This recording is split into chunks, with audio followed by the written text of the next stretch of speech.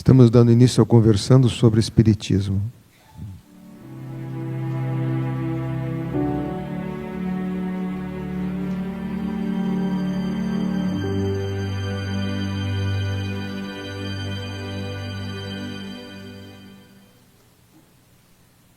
Convidamos a professora Solange Seixas para proferir a prece de abertura dos trabalhos da noite.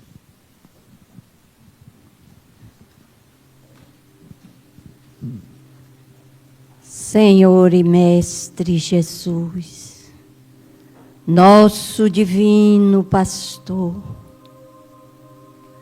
alcança-nos, Senhor, com as asas da tua misericórdia infinita e permite-nos enxergar além das fronteiras humanas e galgar os degraus da evolução.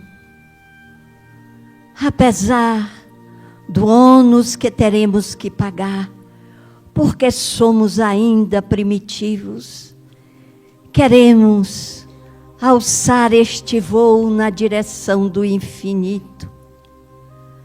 Mas as nossas asas, ainda em plumes, Senhor, carecem de impulsos para que os nossos passos sejam decididos, que caminhemos intimorados, sem olhar para trás, mas visando o objetivo para o qual o Pai Celestial nos criou.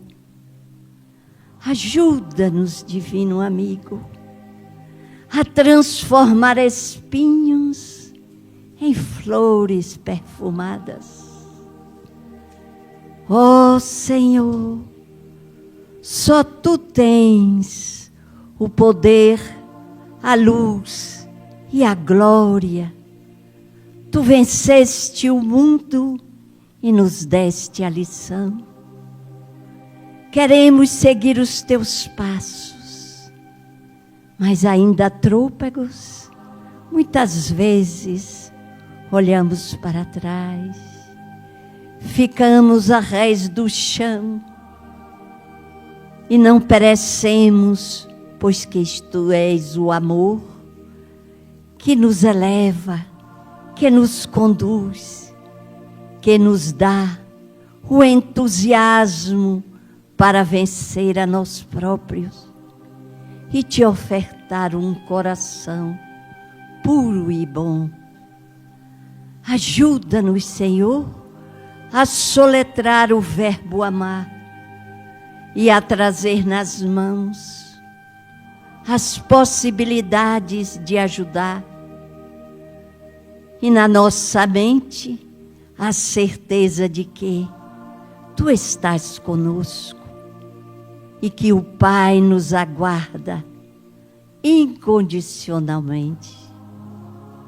Senhor, nós Te louvamos, nós Te bendizemos.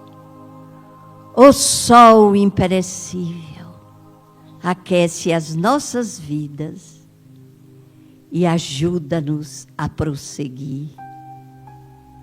Vem ter conosco, Senhor. Fica conosco. Fica em nossos corações. Hoje e sempre, que assim seja.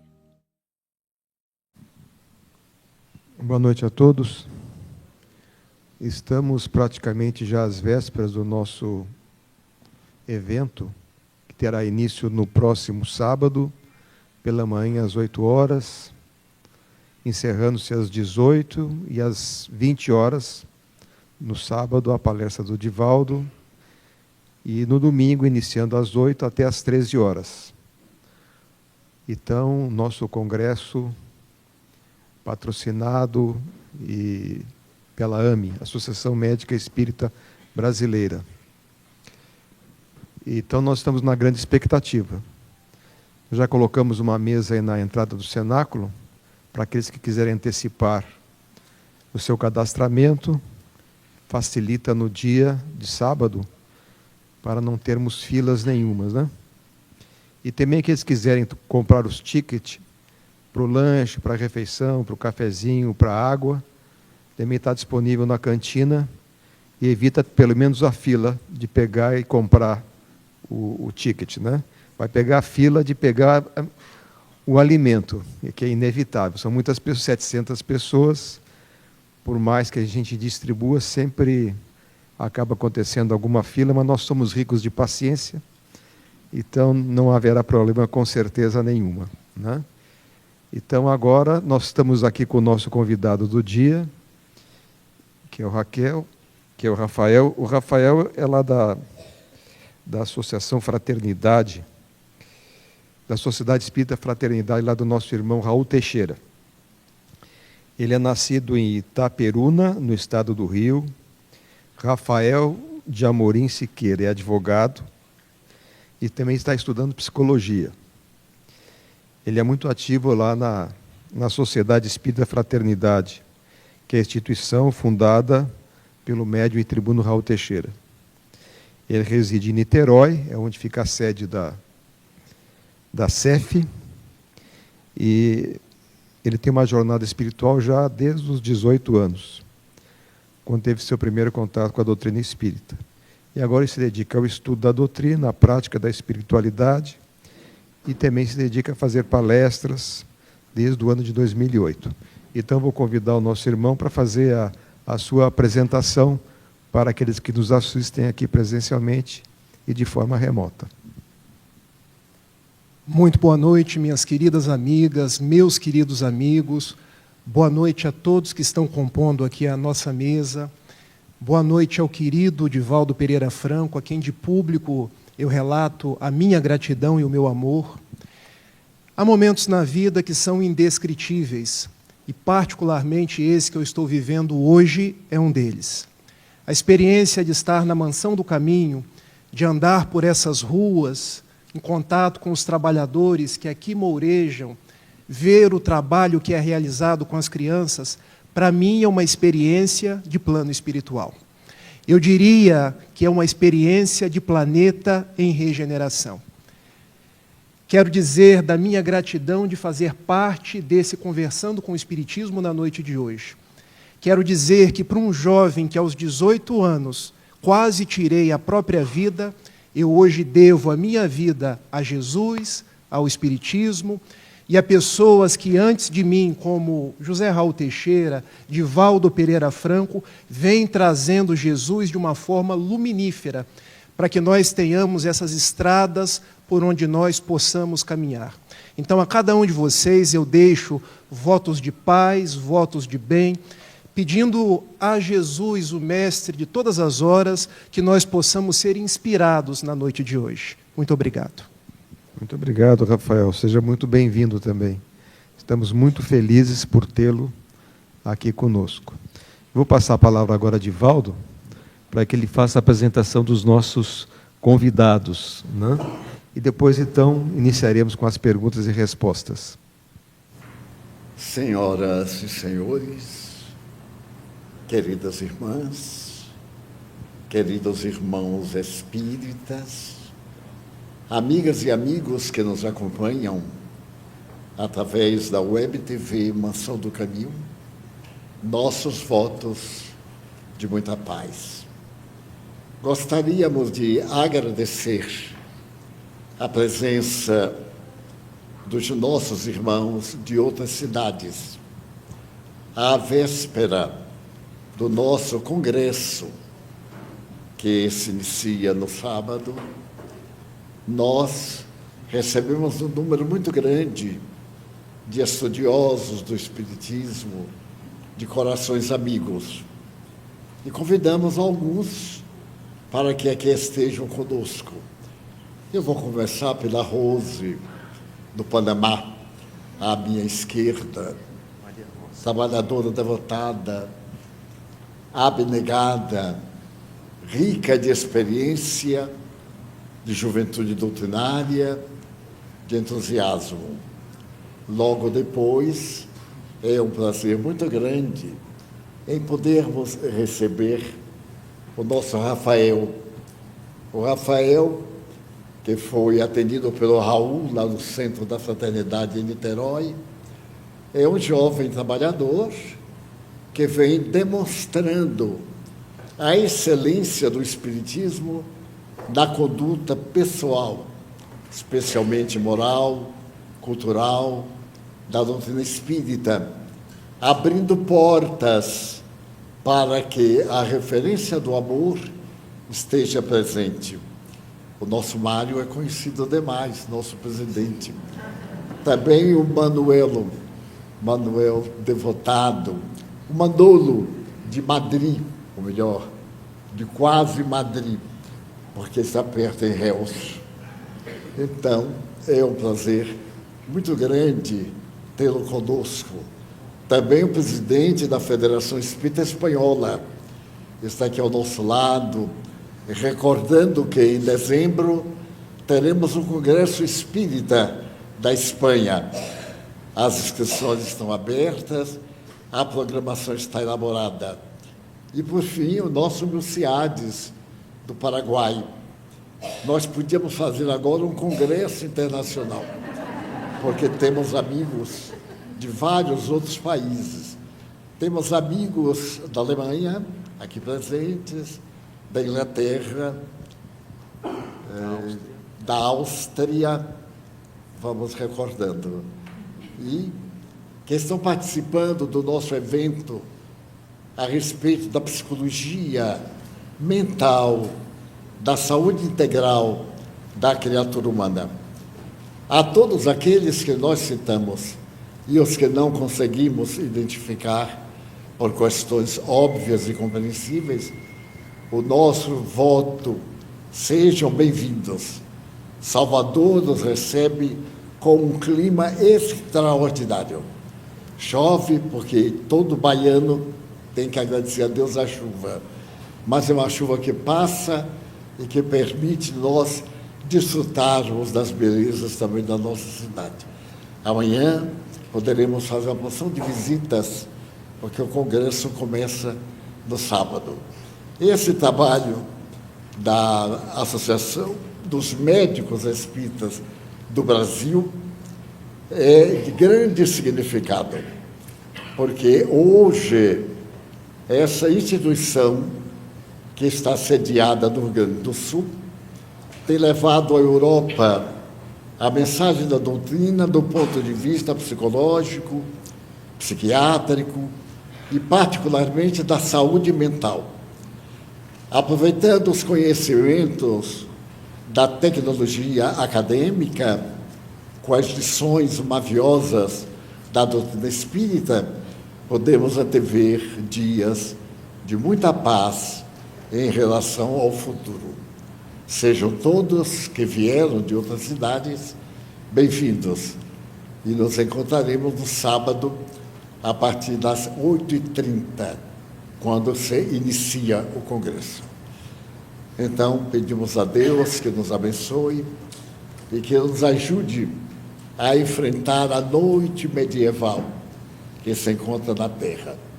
Passemos agora às questões. Muito bem, Divaldo, obrigado. O Rafael, a Tatiane aqui no YouTube, ela diz que é nova da doutrina espírita. Gostaria de saber um pouco sobre espíritos obsessores, que vemos incorporar, ela usou a palavra incorporar, em pessoas. O que seriam, quem são esses espíritos? Primeiramente, muito obrigado pela pergunta e incentivo você a continuar meditando sobre a proposta espírita, que nos traz as respostas para os mais variados problemas da existência. Veja, todos nós somos espíritos imortais.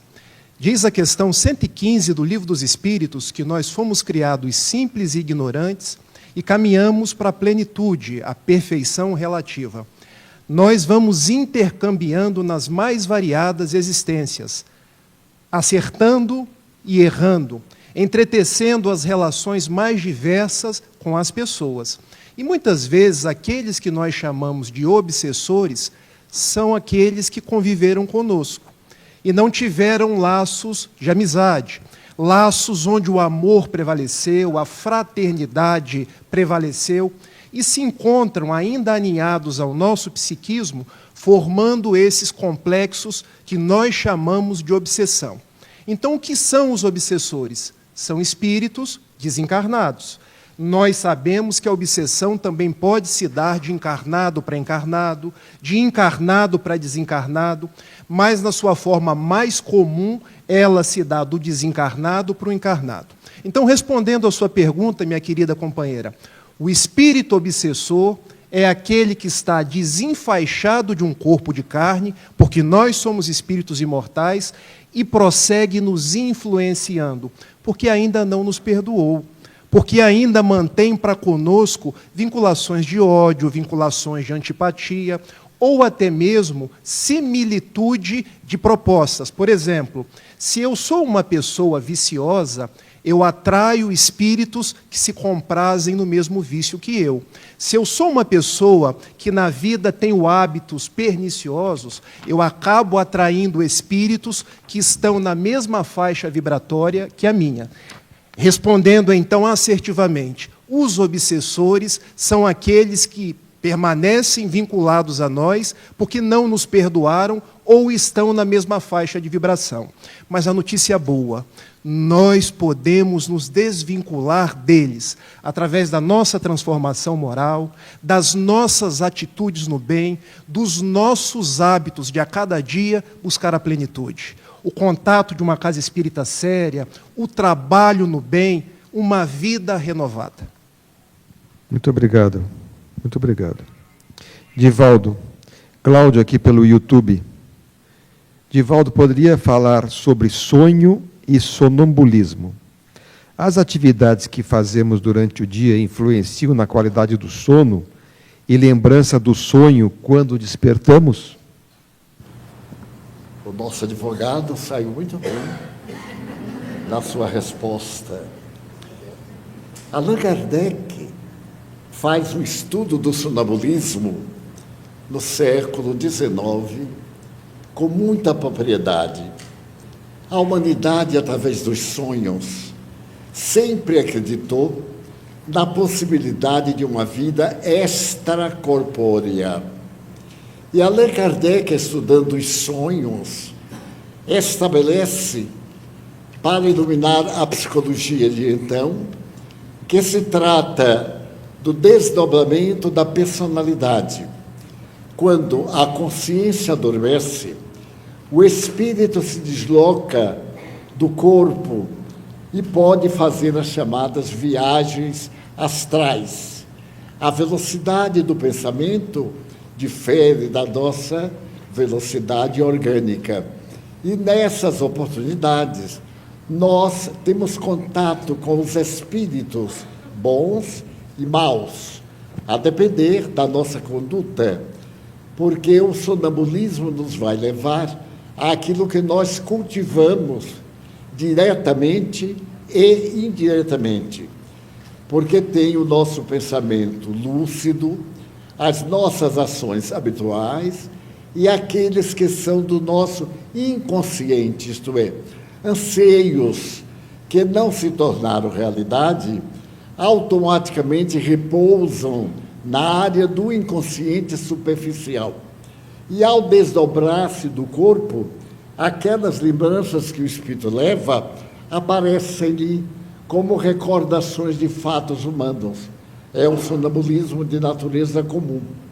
Mas, muitas vezes, se nós treinarmos a libertação da matéria, poderemos alcançar com facilidade uma percepção muito mais apurada do que aquela que é efeito das nossas paixões.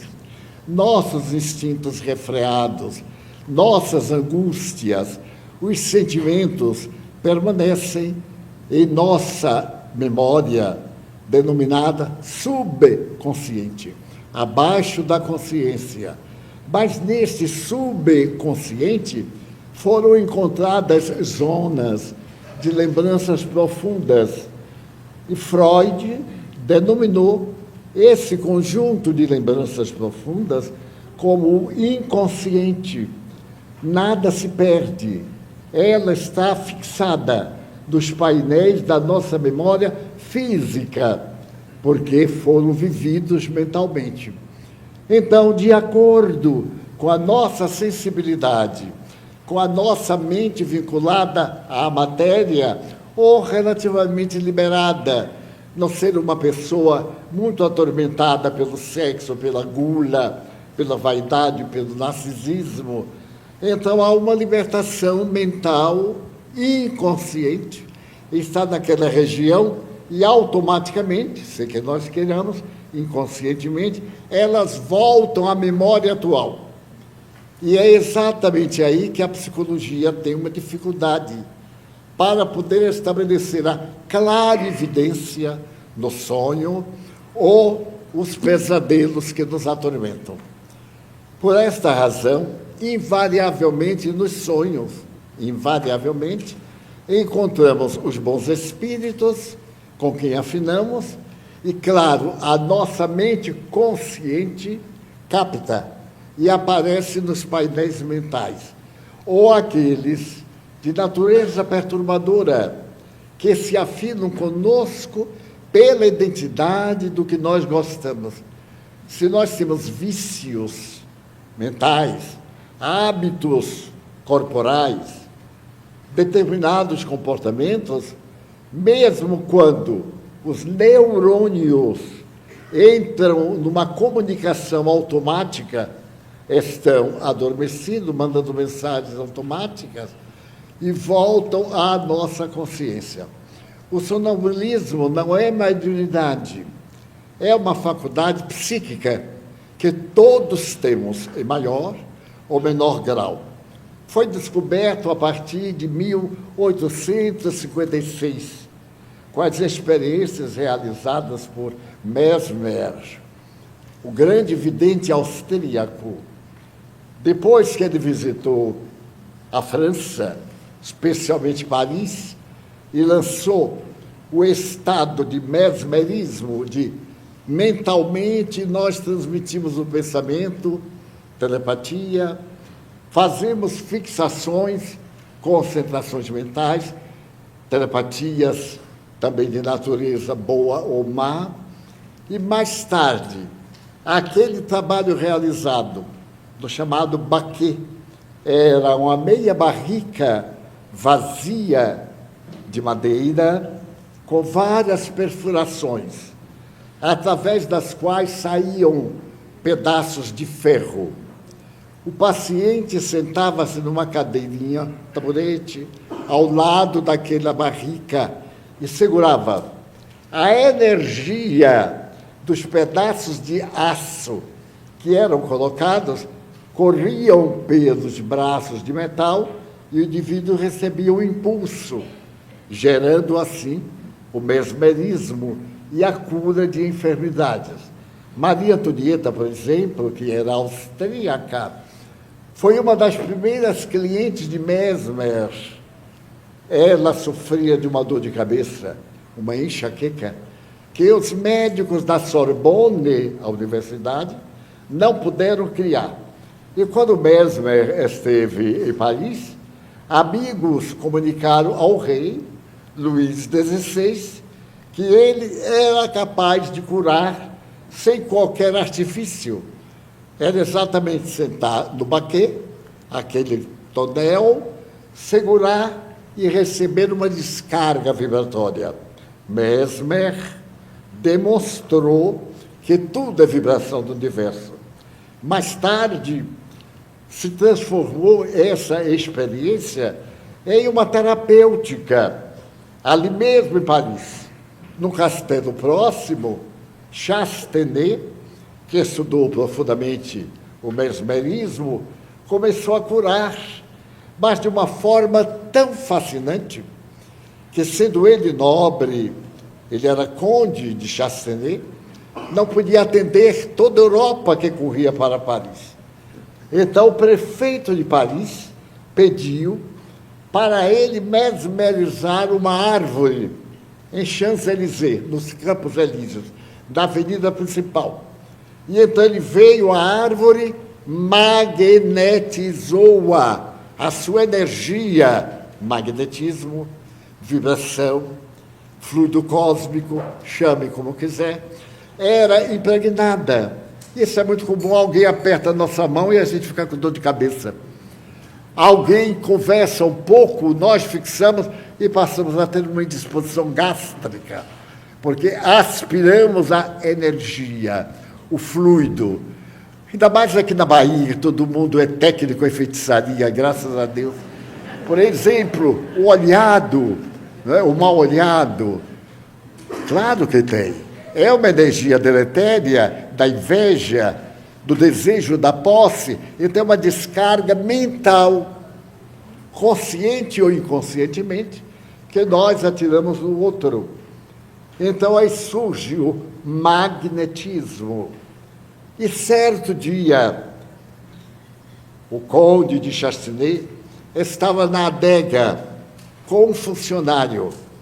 E o funcionário estava ali diante das garrafas que ele selecionava, e um raio de sol batia numa garrafa e refletia diretamente nele. Ele então adormeceu. Nasceu a hipnose. Ele adoeceu e passou a ter uma segunda vista.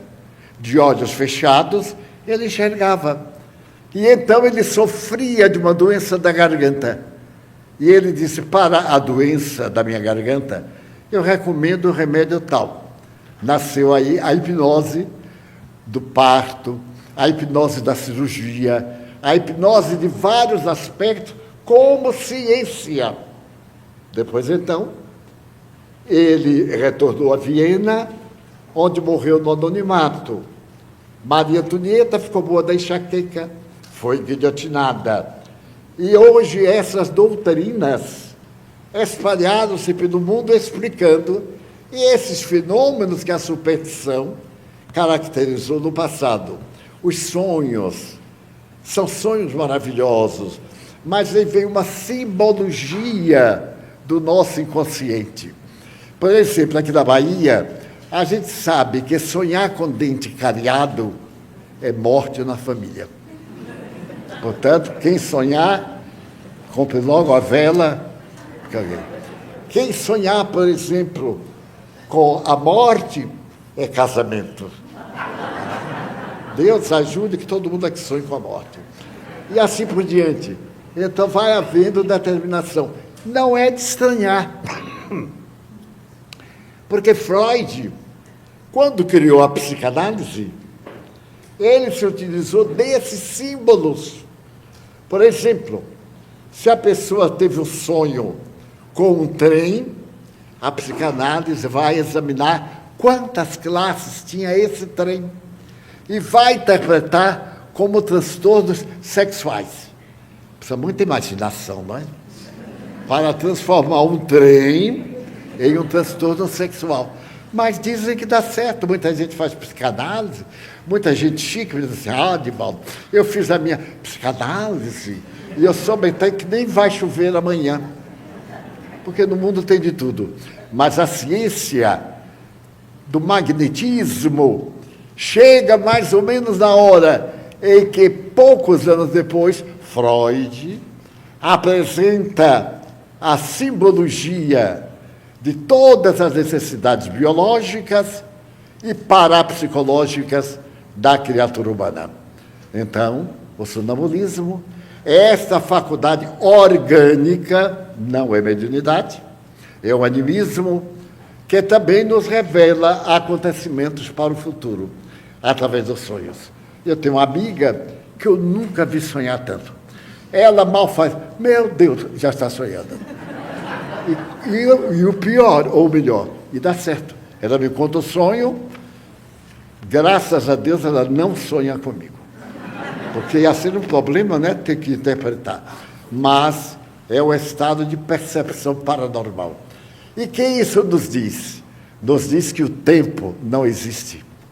Amanhã é o hoje. É o hoje que já chegou. O passado é o hoje que se foi. Nós vivemos o tempo agora. Então nós temos o tempo biológico, o tempo solar, o tempo cósmico e o tempo de dormir. através da morte, e só acordar na vida espiritual. Vamos agora a um pequeno intervalo e já retornamos. Conheça a Agenda 2025 da Mansão do Caminho. Com capa dura, páginas coloridas e acabamento refinado, a Agenda 2025 da Mansão do Caminho é uma obra-prima. Cada dia traz uma nova inspiração com frases de grandes autores espirituais, psicografadas por Divaldo Franco, acompanhadas da referência da obra. Alegria é a mensagem mais imediata que caracteriza um ser saudável. Visualize sua semana inteira, de segunda a domingo, com espaço amplo para todas as suas anotações e compromissos. Você pode planejar seus projetos de forma clara e organizada, com muita antecedência. Precisa de mais espaço para suas ideias? Aproveite as sessões de anotações gerais no início e no final da agenda. Ao adquirir a Agenda 2025, você apoia diretamente as obras sociais Mansão do Caminho.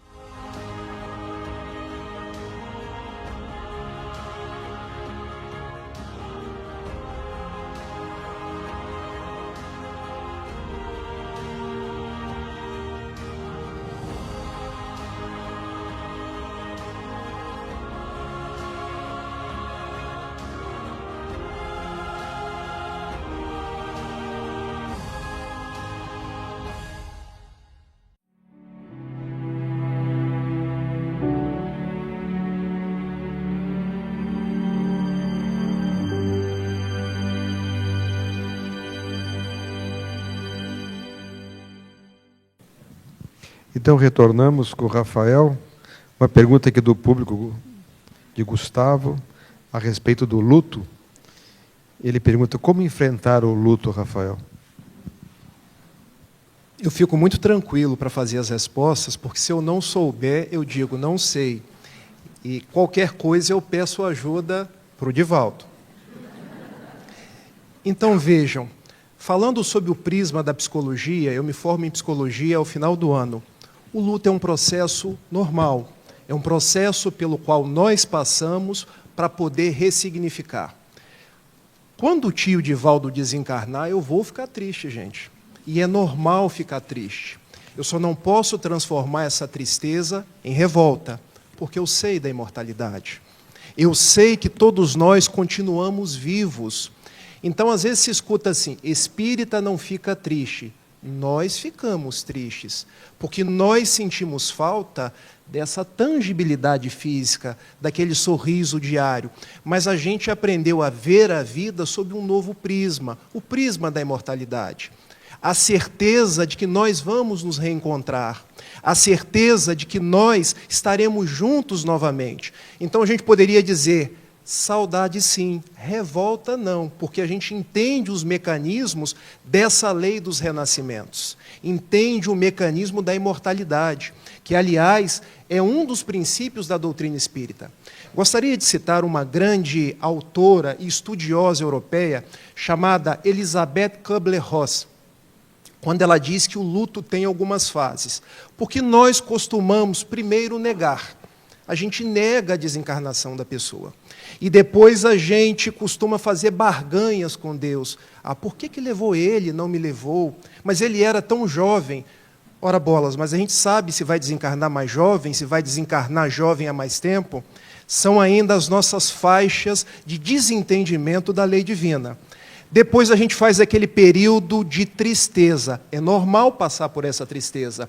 A gente só não pode prolongar essa tristeza, porque aí ela vira patológica. Depois de passar pela negação, pela barganha, pela tristeza, a gente começa a recuperar, a ressignificar, e a gente dá sequência à vida. Porque a gente segue daqui e aquele que continuou, continua na vida verdadeira.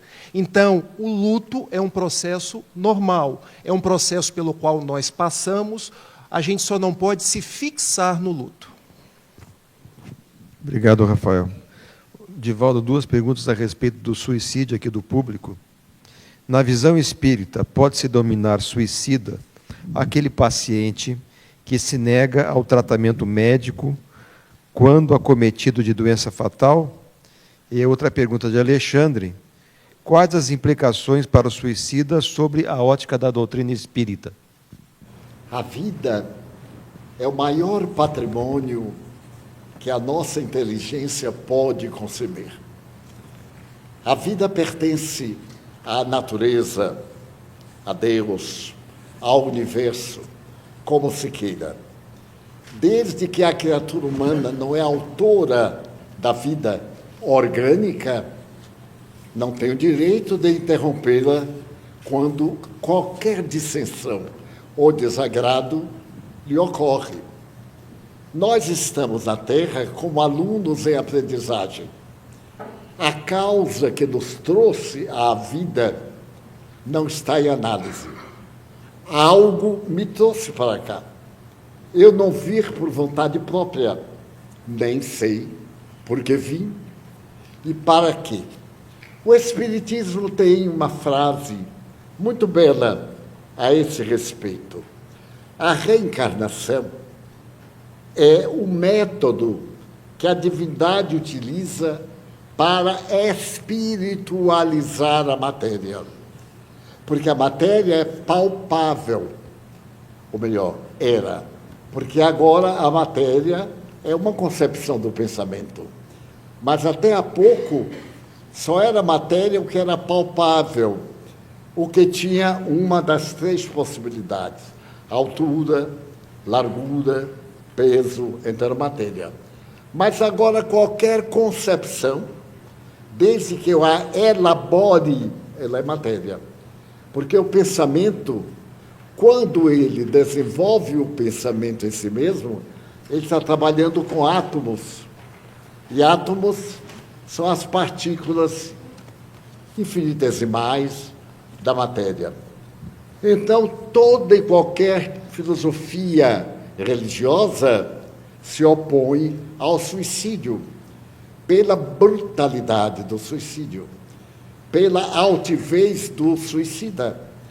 Então, podemos catalogar o suicídio em 2 grandes chaves. Aquela patológica, um distúrbio dos neurônios, uma disfunção cerebral, a consequência de uma doença que afeta os neurônios, então o indivíduo é levado ao suicídio. Existem aqueles indivíduos que nascem com essa deficiência neuronal. Ele não gosta da vida, mas não sabe por quê. É uma reminiscência de encarnação passada. Mas nem aí ele tem o direito de destruir a vida, porque a vida material é o caminho da sua evolução. E porque a vida na Terra é muito transitória. O que é hoje amargo, amanhã é a felicidade. O que é hoje uma desídia, uma desgraça, amanhã é exatamente o oposto. Vamos olhar os grandes homens e mulheres do mundo, as vidas que tiveram, para atingir o nível a que chegaram. Se, por exemplo, os cientistas aqueles líderes da humanidade desanimassem, a humanidade se acabava.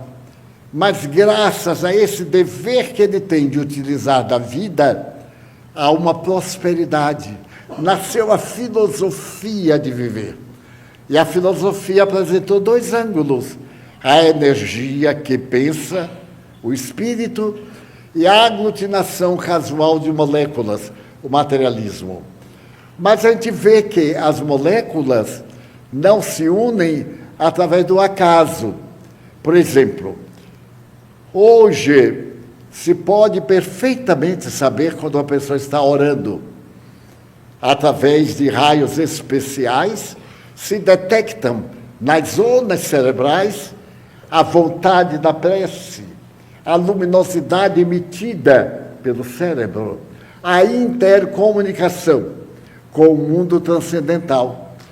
Então, predomina a realidade do ser espiritual.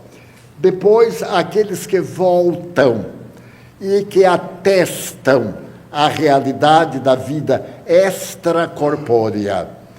Então, o namorado não quis por qualquer coisa, ou arranjou outra mais leviana e é mais agradável, então a pessoa vai se matar por um troço desse, que não merece o menor respeito, não tem caráter, ou vai se casar por uma necessidade fisiológica. Eu aguento. Mas a gente não nasceu para aguentar, não. Nasceu para fazer o bem, para criar a felicidade, para do mal tirar o bem que esse mal pode dar. Nós vimos pessoas com paralisias terríveis e que não perdem, através do exercício que continuam, a tarefa de reconquistarem o mundo. Nós vimos esses exemplos de pessoas estoicas que não cede passo ao mal, nem ao desânimo.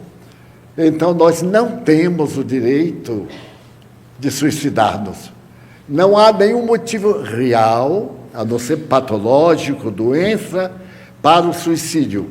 Na maioria das vezes são pessoas caprichosas, pessoas complexadas, pessoas que queriam que o mundo girasse em torno da sua volta. Ele não importa se o mundo inteiro se perder desde que ele ganhe. São os narcisistas. Então, quando nós aceitamos a doutrina como a de Jesus, eu tenho uma tarefa a realizar. Notem. Mas esta frase, nós poderíamos dizer que não é de Jesus.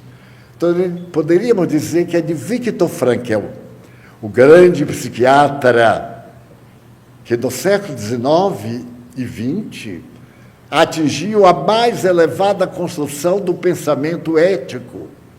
Viktor Frankl teve a oportunidade de dizer: para que nós vivamos, temos que ter um objetivo. Aqui na Bahia dizemos assim: mente vazia, o diabo faz crochê. Porque aí, daí é o problema do aposentado, ele se sente inútil. Trabalhou a vida inteira, criou um condicionamento, de repente, ele fica em casa. As minhas amigas dizem que nada pior do que o marido aposentado. No primeiro dia é ótimo, o bem está ali. Mas daí uma semana não há quem aguente aquele bem. Ela vai para a cozinha, ele vai atrás. Ela liga a luz, ele desliga para economizar, porque agora ele sabe. Então, é o fim. Bota o marido para trabalhar aqui na Mansão do Caminho, que tem vaga. Bota para varrer a rua, o passeio. Ser útil. A máquina foi feita para uso. Então, você diz assim: eu vou repousar. Toda vez que eu repouso, eu adoeço. É uma coisa horrível. Eu sou um espírito muito endividado, porque as pessoas deitam e acordam angélicas. Eu acordo de mau humor. Eu digo: meu Deus, Jesus quer me matar no trabalho.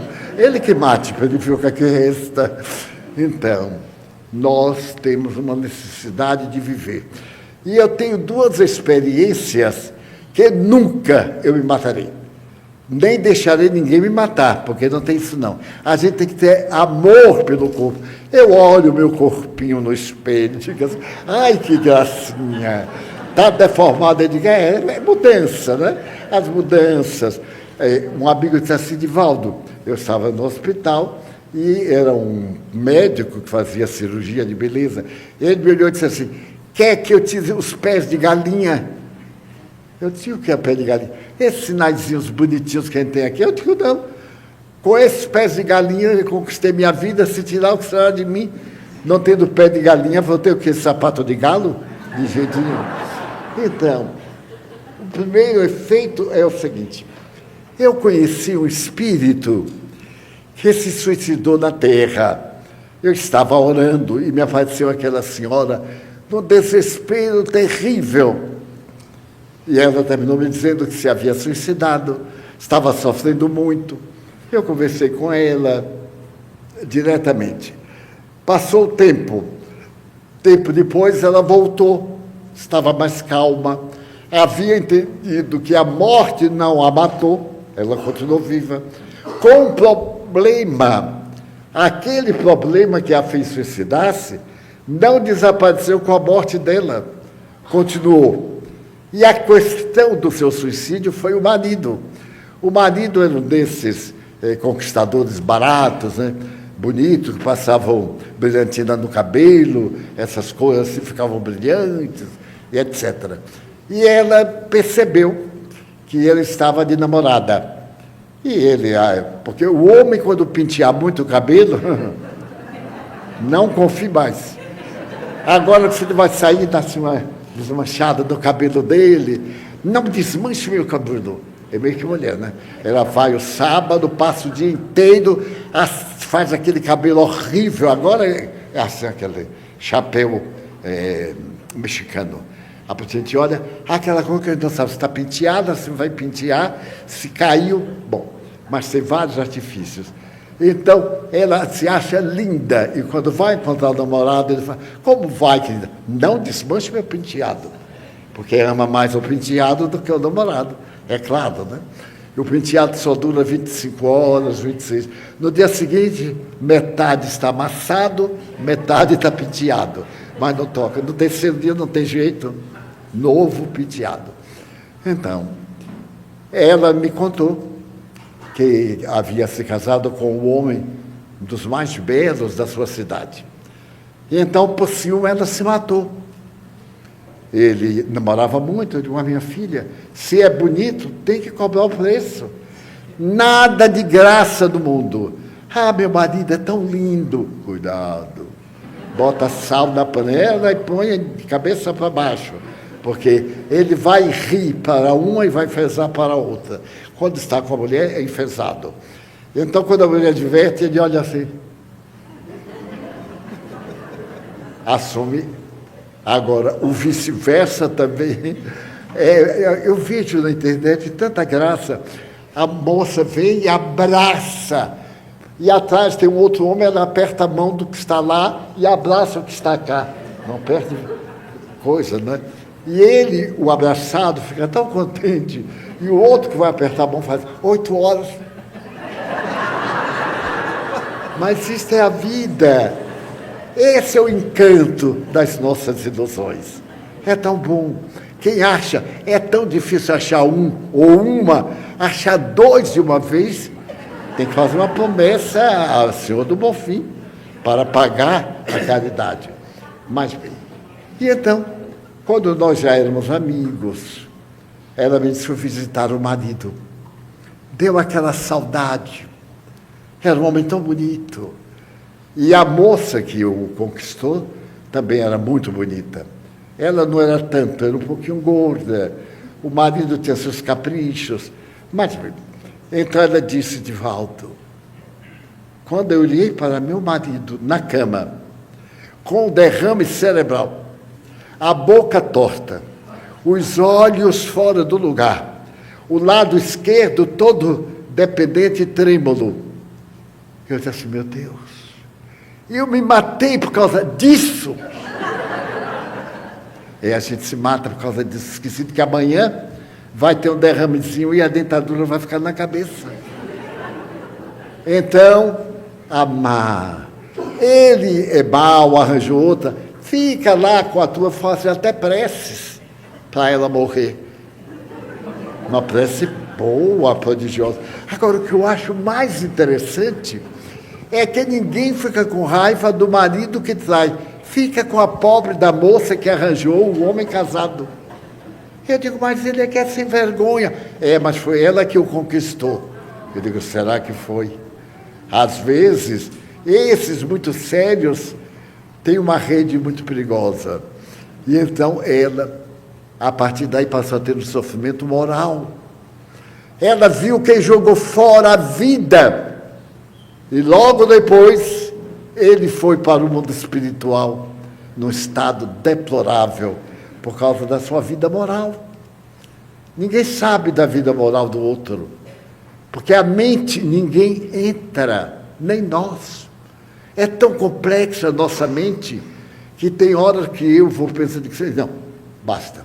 Aí vou pular para outra praia, como dizem os jovens, não é minha praia. Aí vou para outra. A outra tem mais beleza, eu fico. E o segundo foi uma irmã minha. Ela suicidou-se no ano de 1939. Eu sempre conto isso. Eu era muito jovem quando recebi o telegrama. Ela morava em Ilhéus e suicidou-se. Bebeu veneno e morreu 5 minutos depois de haver absorvido o veneno. Nós recebemos o telegrama e fui eu quem leu, porque minha mãe não sabia ler. Eu então li, tomei um choque. Eu tinha 9 anos, não podia avaliar, mas suicídio já é algo pesado, até na própria palavra. E então, para a nossa vida, foi uma tragédia. Ela não se matou, ela nos matou. O suicida é o egoísta. Para o seu bem, ele não lembra que a gente também o ama. Talvez ele não mereça, mas a gente o ama. E quando tem esse choque, falta chão para os nossos pés. A minha irmã, que era muito amada, o marido arranjou outra, e as mulheres têm umas amigas ótimas. A amiga contou para ela, e ela então foi na casa da companheira dele, deu-lhe uma surra, porque a família Franco é muito temperamental. Naquele tempo se usava bolsa e no interior sombrinha. Ela deu uma surra de bolsa e sombrinha na outra, mas na hora que ela estava no auge da cólera, ela disse, mas ela é uma infeliz, eu sou a esposa. Ela é um aparelho de funcionamento momentâneo. Ele larga por outra. Se a minha que ele amou, ele faz isso, imagine a ela, a quem ele não ama, ele aproveita. É uma novidade.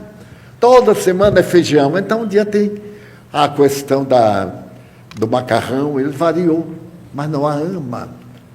Mas já era tarde. E uma lição que tiramos disso. Minha mãe amava a essa filha com uma ternura muito especial. Minha mãe nunca mais sorriu. Isto é, eu era pequeno. Ela olhou assim e disse, como é que Deus faz isto conosco? Nós não éramos espíritas. E ela foi à igreja pedir ao padre para celebrar a missa de 8º dia. E o padre perguntou, ela morreu de quê? Minha mãe disse, suicidou. Então já foi para o inferno. Ela olhou para ele e disse assim, que religião miserável. Deus mandou o filho dele para nos ensinar a perdoar. E ele não perdoa uma pobre degenerada, porque quem se mata não tem o juízo no lugar. Ela é analfabeta, mas era sábia. Eu estava com ela. Ela disse assim ao padre na cara, eu nunca mais vou voltar aqui. Que felicidade eu posso ter, sabendo que minha filha está no inferno eternamente.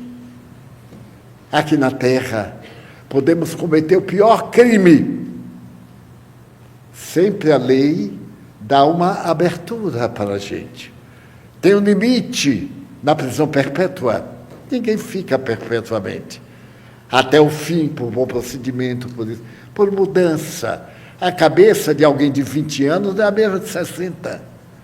as ambições, os desejos, nossas aspirações, às vezes mudam de um dia para o outro, mudamos o programa de vida. E então, eu já era médium, mas não sabia. Minha irmã começou a me aparecer, deformada, o rosto deformado. Mais tarde, quando eu fui trabalhar, aos 18 anos, eu fiz um concurso para uma companhia de seguros, a Transamérica. Mas aí acabou a guerra e a matriz mandou despedir os funcionários novos. Aí eu fui despedido. Com 13 dias, tinha vindo do interior para cá. O gerente me chamou e disse, olha, não podemos manter os funcionários novos, porque a companhia vai estar agora numa revisão. Eu sinto muito. Eu era um garoto de 18 anos. Isso em 1945. Ter 18 anos era um desafio. Então, eu tomei um choque. Ainda me lembro de quanto eu fui ao caixa para ganhar por 13 dias de funcionário. E fiquei deprimido. Jovem, tinha vindo para a capital para progredir, porque no interior não havia forma, ia ser empregado de loja, e eu aspirava a um pouco mais. Então, eu disse, só morrendo. Que decepção meu pai vai ter. Eu voltar para a feira, ele vai dizer que eu sou incapaz. Não vai acreditar que a companhia me despediu e que eu era bom funcionário. E aí fui martelando. Sentei-me na máquina datilográfica e fiz uma carta à minha mãe, que eu tinha mais afinidade. Então, fiz uma carta explicando que eles não eram culpados, ninguém era culpado. Mas eu não desejava ser um peso para ninguém. Eu não ia voltar para casa e não podia ficar desempregado na capital. O dinheiro que eu tinha era mínimo, uma semana de vida. Aí fiz aquela carta, peguei um clipe e prendi aqui no bolso do paletó. Naquele tempo que eu usava paletó. E era um tempo tão cruel, porque trabalhar neste verão com paletó e gravata. Ai, meu Deus, aquela gravata ficava encebada da gente botar no pescoço, porque isso era chamado de dignidade. Como nós nos enganamos. Dignidade é outra coisa tão longe, mas bem. Então eu fui andando. E estava na moda em Salvador suicidar-se jogando-se do elevador Lacerda. Não tinha aquelas grades, era tudo aberto. As pessoas subiam e naquela parte que dá para o Mercado Modelo, você se jogava. São 90 metros. E no dia seguinte o jornal fazia o escândalo, as fotografias horríveis, os comentários. Então eu ia andando na direção do elevador Lacerda. E eu estava com pena de mim, eu dizia assim, eu sou tão jovem, não tenho trabalho, não conheço a ninguém para me dar um apoio. Aí, peguei o elevador, pagava 20 centavos, subi, abriu-se a porta, e então eu me olhei e me aproximei do parapeito. Olhei o Mercado Modelo, e aí a minha vida passou pela mente em um segundo. Então eu me preparei, e quando eu ia saltar, eu vi minha irmã no ar. Ela vinha assim deformada e gritou, não se atire, louco, ninguém morre. Eu tive um choque tão grande que desmaiei para trás. Se eu desmaiasse para frente, eu estava consumado, lá para trás. Mas eu sempre fui muito engraçado comigo mesmo. Quando eu acordei, eu vi aquela luz enorme. Eu era muito católico. Aí eu vi o povo de branco para lá e para cá. Eu aí perguntei assim, eu estou no reino dos céus. Aí o médico disse um palavrão que eu vi que eu não estava no reino dos céus. A minha irmã me salvou. A ela eu devo. A partir desse dia, eu refiz os meus raciocínios. E ela me disse, Di, como é que você ia matar mãe? Eu comecei a matá-la. Mas se você morresse, ela se matava também. E você era o culpado. Vem que sutileza. Daí, suicídio, jamais. E a gente não querer tomar o remédio é suicídio. Porque o remédio é uma bênção que Deus nos permite, através da ciência, na tentativa de recuperar a saúde, ou de ter uma vida menos dolorosa. Já imaginou o éter? O tempo das amputações, botava a perna assim, e o médico vinha com o machado e amputava, dava meio litro de álcool ou de uísque. Havia em Paris a seleção do médico que amputava a perna com mais rapidez, com um golpe só de machado. Quando, de repente, um dentista estava numa festa e viu o homem, estava meio aturdido, bateu a perna com toda a força e não sentiu nada. Estranhou. Ele estranhou e foi ver o que era que o homem usava. E ele percebeu que o homem usava um tipo de substância que tornava a pessoa sem sensibilidade. Nascia a anestesia na Inglaterra. E isso se tornou comum. Mas a Bíblia dizia que a mulher tinha que parir com dor. Porque quem escreveu a Bíblia não era mulher. Porque se fosse mulher, botava a dor do homem para ele ver quanto é bom. Um amigo me disse, se a dor fosse no homem, na humanidade, acabava. Porque só nascia o primeiro. O segundo, não nascia de jeito nenhum. Pois bem. E ele, então, aplicou.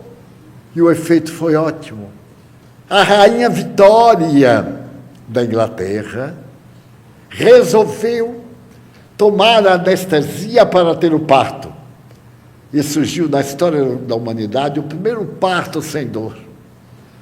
Agora notem, a partir do próximo parto, apareceu na humanidade uma doença que só o homem tem. A mulher é transmissora. A hemofilia. A mulher é hemófila, mas o homem é que apresenta esse problema de não haver equilíbrio sanguíneo das hemorragias. Aí a rainha Vitória, tendo feito um parto com a hipnose e naturalmente com a anestesia, estimulou a toda mulher de Londres a ter o parto, e a anestesia em breve tomou conta do mundo. E a gente não agradece a Deus. Já imaginou uma boa dor de dente?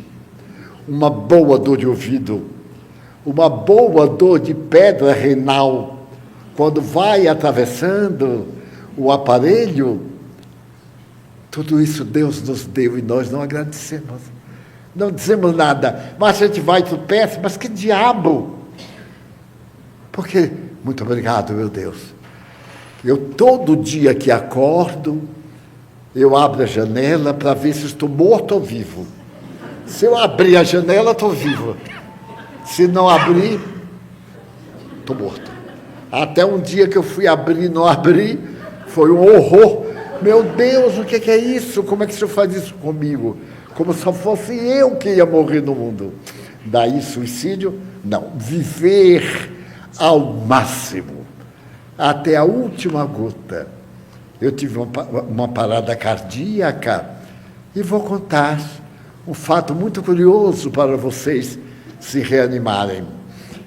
Quando eu saí da parada cardíaca e Edilton, meu filho, me levou a um cardiologista muito famoso aqui em Salvador, e ele me tratou muito bem, graças a Deus, percebeu que eu estava com problema nas artérias, com entupimento, enfim.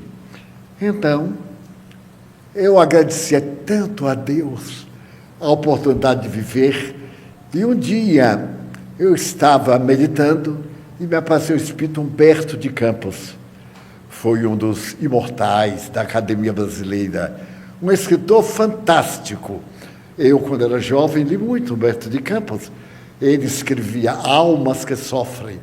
Era uma crônica diária no Rio de Janeiro. E o país inteiro parava para ler. Então ele disse assim: Divaldo, nunca deixe de agradecer a Deus. Nós, os espíritos, estávamos reunidos um dia e eu tive uma ideia. Então eu fui levado ao céu.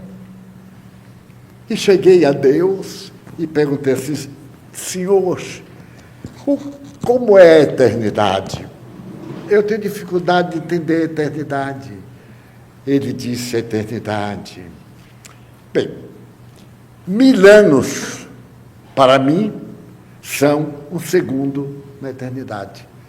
A alma disse: nossa, Senhor, e $1 milhão, quanto vale para o Senhor? Ele disse: 1 centavo. Aí eu disse para ele: ó, Senhor, dá-me 1 centavo. Ele disse: espera um segundo.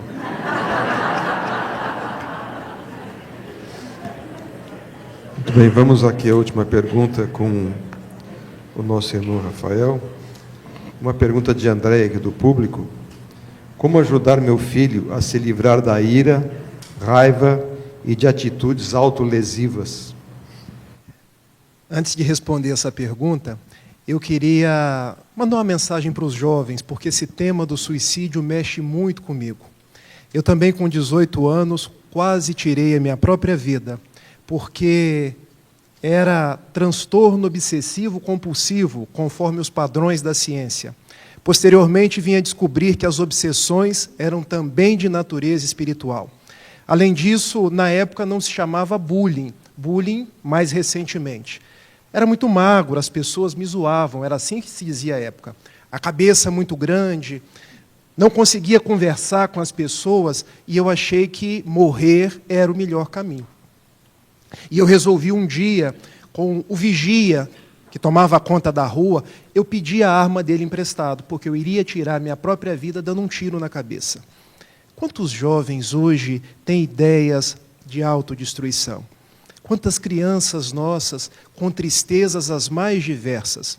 Então essa fala vai para jovens, vai para crianças. Nós precisamos de Jesus. Nós precisamos do amparo da doutrina espírita. Graças a Deus, no dia que eu iria tirar a própria vida, o vigia não foi trabalhar. É ou não é misericórdia divina? O que vocês acham? Eu saí da minha cidadezinha de Itapiruna, fui morar numa outra, Bom Jesus do Itabapoana, porque Jesus me acompanhava até no nome da cidade, era o Bom Jesus. E na casa de uma velha tia minha, havia um livro na cabeceira. O livro estava sem página, porque eu, gente, quase entrei para o seminário. E o livro era o Livro dos Espíritos. Se eu visse o título, eu não iria ler. Mas como estava sem capa, eu comecei a ler. E encontrei o verdadeiro tesouro da vida, porque eu comecei a ler aquele livro sofregamente. Não vou me matar, porque eu sou imortal. Para o verdadeiro espírita, dizia Allan Kardec na introdução da obra, as dores da vida são passageiras, se nós soubermos aprender com elas, se nós mirarmos a imortalidade que nos aguarda. Voltei para Itapiruna. E um dia, passando de frente a uma casa espírita, grupo da Fraternidade Espírita Humberto de Campos. E Divaldo falando de suicídio, Divaldo falando de Humberto de Campos, foi me vindo os insights na cabeça. Não posso entrar. O que o padre da minha igreja ia dizer? O que as companheiras da minha mãe ia dizer? Vocês se lembram de um personagem do Zorra Total, o Paulo Silvino? Que ele imitava um índio, pezinho para frente, pezinho para trás. Eu fiquei mais ou menos desse jeito na rua. Entrava, saía, entrava, saía, entrava, saía. Quando um pensamento na minha cabeça, entra meu filho, eu entrei para nunca mais sair. Porque ali encontrei outros jovens que não zoavam a minha cabeça, não zoavam a minha compleição física, que conversavam comigo do jeito que eu era. Mais dificuldade em planeta de provas e expiações parece que vem aos montantes. Passei no concurso para o Banco do Brasil, o Banco do Brasil me transferiu para Niterói. E em Niterói eu era o funcionário da agência que, além do Vale Transporte, eu tinha o Vale Ambulância, porque eu comecei a cair na agência e ser levado para o hospital. E é curioso que no hospital havia um médico materialista que chamava Allan Kardec. E todas as vezes que eu chegava no hospital, abra o seu olho e volte a trabalhar, porque você não tem nada, controle-se. Era assim. E eu já ficava com medo, na próxima vez, de cair no banco. Até que um dia, penso eu, que a mesma voz, hoje nós vamos num lugar. E eu saí andando cerca de 2 quilômetros por Niterói, até chegar numa casa espírita, Sociedade Espírita Fraternidade. Entrei. Era uma quarta-feira, 8 horas da noite. Havia um negro muito bonito. Falar em negro bonito é pleonasmo, né, gente? Porque todo negro é lindo. Ele tinha 2 olhos verdes da cor da mãe, da cor dos olhos da mãe do Divaldo. E eu olhei para ele, era uma vis atrativa, era algo que me atraía. O nome dele era Raul Teixeira. E eu falei, eu preciso conversar com ele, porque afinal, nunca vi ninguém falando de felicidade da forma como ele fala. Terminou a palestra. Fui falar com ele, o pé tremia, a mão tremia, estava gelado, igual está aqui agora, minha irmã. Nós estávamos te esperando. Já pensou quando a gente chega numa casa espírita e alguém nos acolhe dessa forma? Nós estávamos te esperando. Comece a trabalhar. 10 horas da noite. Hoje, o seu melhor momento, aqui o seu melhor lugar. A livraria ainda está aberta. Vá, leia os livros, venda para as pessoas, apresente para o trabalho com Jesus. E da doutrina espírita, do trabalho com Jesus, eu venho vencendo um dia de cada vez. Então, o que eu tenho para dizer para os jovens, para nós, não desistamos da vida nunca. É um grande presente que nós temos. As dificuldades são grandes oportunidades de crescimento. Agora, respondendo a pergunta, porque senão o Mauro Sérgio vai me chamar a atenção. Como tratar da minha criança que tem dificuldades, problemas da emoção? Quando eu estou lidando com uma criança, dizia Hermínio Correia Miranda, num livro notável, Nossos Filhos são Espíritos, que eu li para minha filha Clara. Aliás, lá em casa todo mundo tem nome de santo, mas ninguém é santo. Porque a minha filha é Clara, em homenagem a Clara de Assis. Até o meu cachorro tem nome de Chico, em homenagem a Francisco de Assis. Pelo nome está todo mundo salvo, mas são espíritos endividados, iguais a mim mesmo. São espíritos que precisam de um sol chamado Jesus. Precisam de uma mensagem consoladora chamada Evangelho. Então, o primeiro passo para essa mãe, seu filho é um espírito imortal, leve ele ao encontro de Jesus. Leve ele para ser evangelizado. Porque quando nós evangelizamos as nossas crianças, eu não saberia reproduzir a fala de Amélia Rodrigues, mas nós preparamos almas para o futuro. E nós podemos, inclusive, nos valer da terapia conforme os padrões do mundo. Porque se o Divaldo disse que os remédios são bênçãos de Deus, os psicólogos também são, para ouvir as nossas emoções. Porque o que um psicólogo faz? Ele não tira a pedra do caminho. Aliás, até Carlos Drummond de Andrade tinha uma pedra no caminho. Mas ele ajuda a te contornar a pedra. Ele ajuda você a passar por cima da pedra e não deixar que a pedra te paralise. Daí, saúde integral. Evangelho de Jesus, somado a tudo que o mundo vem oferecer, que também são bênçãos de Deus. Psicoterapia e, se for necessário, remédio. Mas sempre olhando para as nossas crianças como espíritos imortais que estão passando por um período chamado infância. Muito obrigado, Rafael. Muito bom. Estamos, então, chegando ao final do nosso Conversando do dia de hoje, né? Na grande expectativa dos próximos dias, com o nosso Congresso Espírita junto com a AME. Vamos agradecer aqui de público a Jane, que é a nossa tradutora de Libras, a nossa equipe da Web TV Mansão do Caminho. Agradecer também a vocês que nos prestigiaram aqui presencialmente, aqueles que nos assistem de forma remota.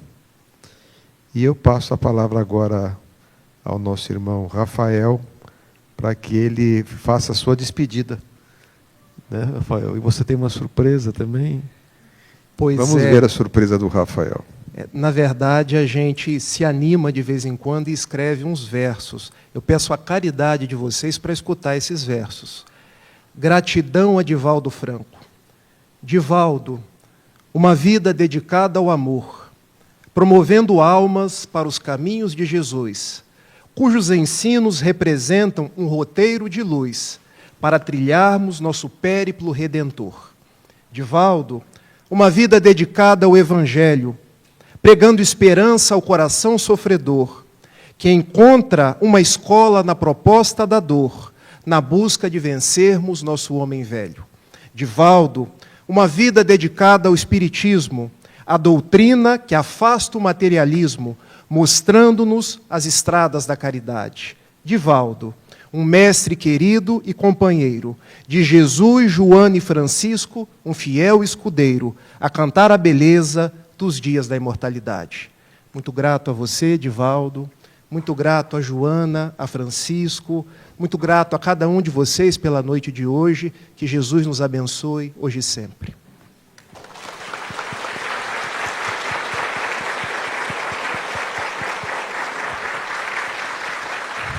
Muito obrigado, Rafael. Nossos agradecimentos à professora Solange, à nossa irmã do Panamá, Rosa Maria, o Rafael, a Divaldo, Manolo da Espanha, Davi da Espanha, Melcíades do Paraguai. Muito obrigado a todos. E eu passo a palavra agora a Divaldo, que irá nos conduzir no encerramento da nossa reunião. Pedimos aos médiuns para que tomem os seus lugares, a fim de realizarmos a aplicação dos passes.